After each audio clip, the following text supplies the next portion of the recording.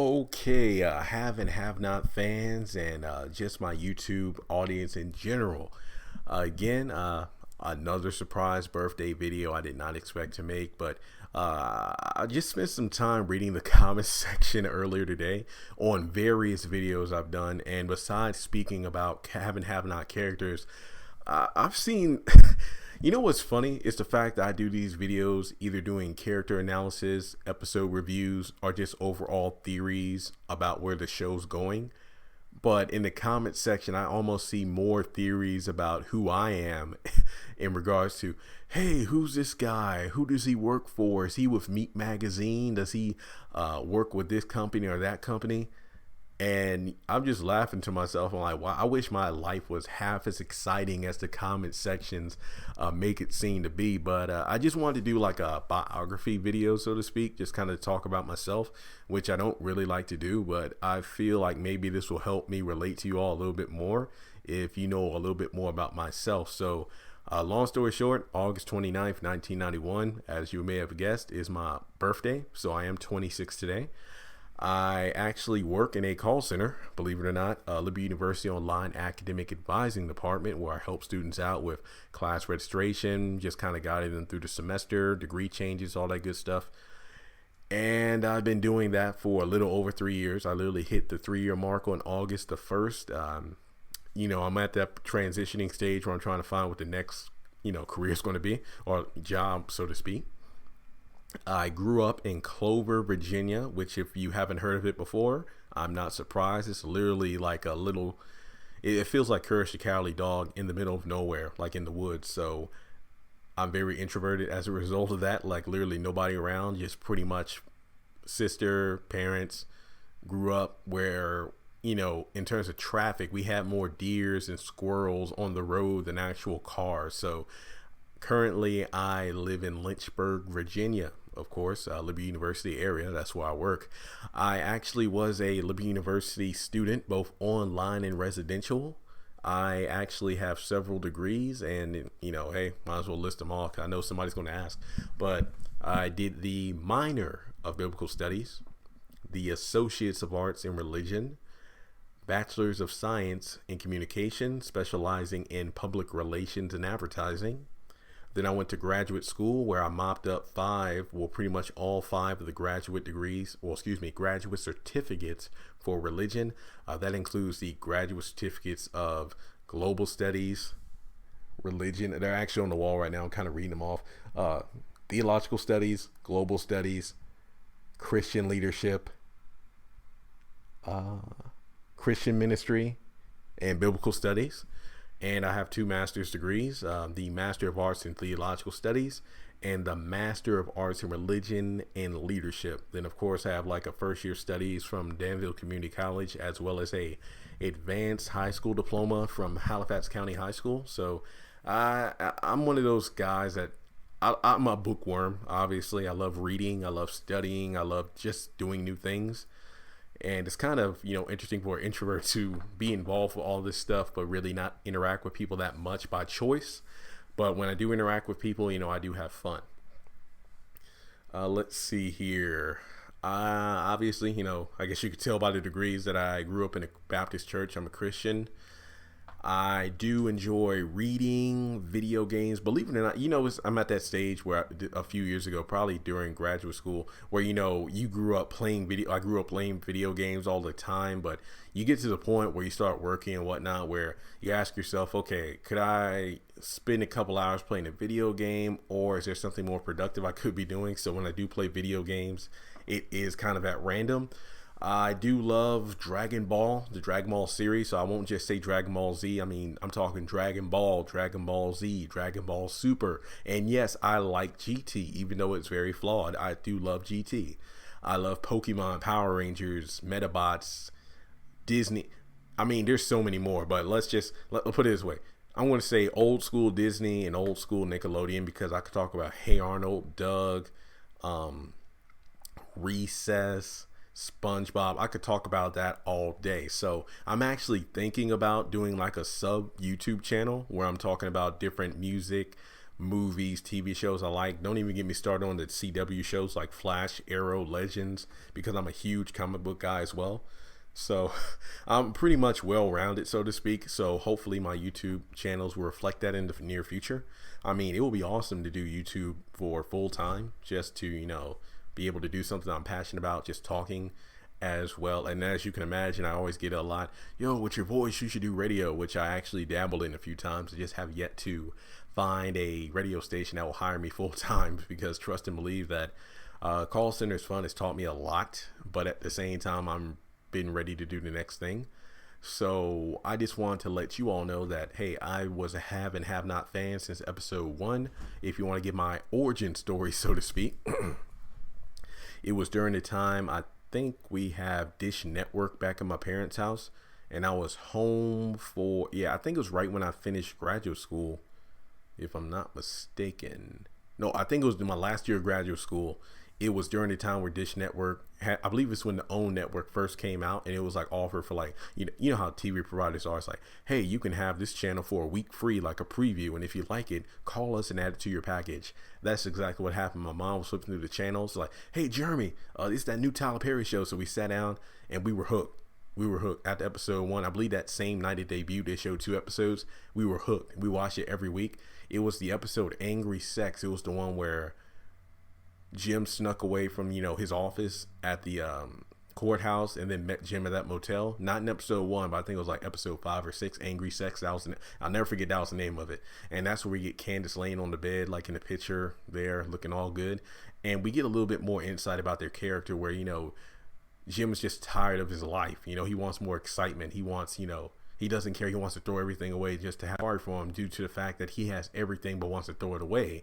And Jim rebuffs, saying that rebuttal is just saying, hey, well, look at you. If you use your tenacity, you can own like a business. You could be one hell of a lawyer. So it's like they're, again, a parallel of the have and the have not, yet they're both the same person, so to speak. And I remember tweeting Tinka Sumter.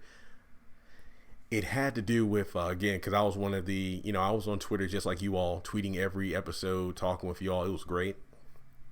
And I asked her, it's like, what is, how is Candice, like her character? Is she really being sincere when she's telling Jim about, who she is?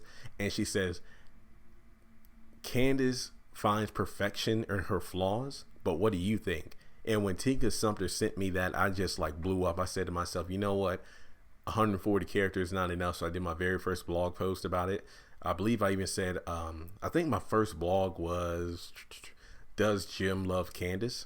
And then following that, it was about, is Amanda really Celine's daughter? And again, this is back during season 1. So please don't crucify me for, doing that theory, because, hey, the similarities were there, the hair, the skin tone, that kind of stuff. But hey, I digress.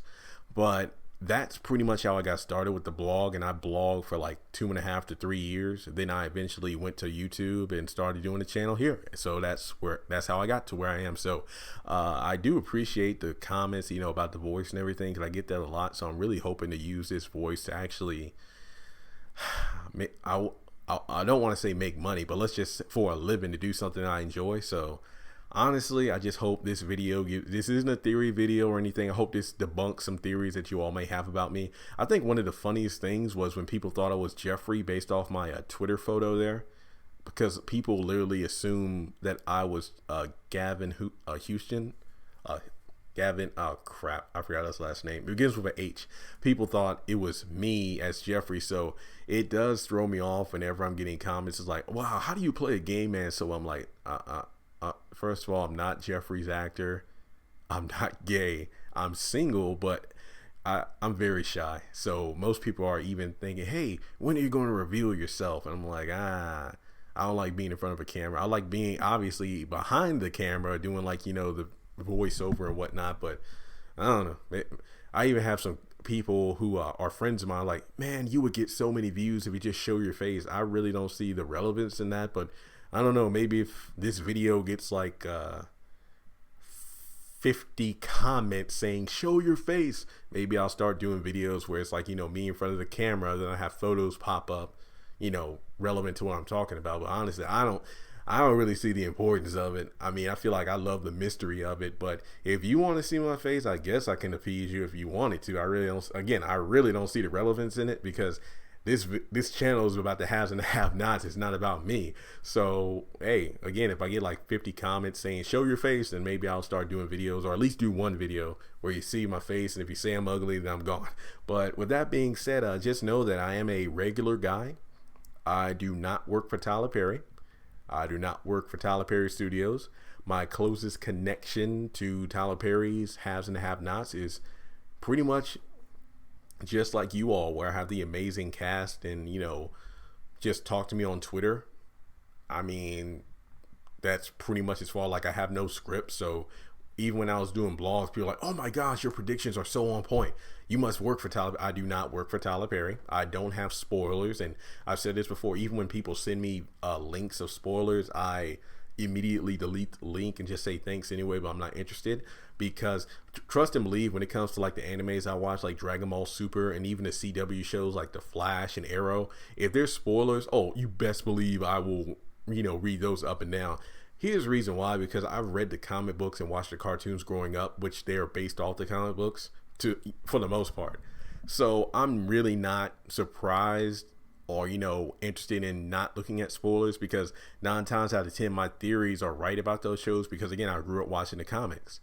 But when it comes to the haves and the have-nots, the difference is I've watched this show since episode 1, and I feel like looking at spoilers is cheating myself, as well as being genuine in these videos. Like, you know, like over a year ago, I predicted, you know, the gang shootout that we had last week. So knowing last year what happened last week would have really threw me off in terms of who exactly died and how it went down.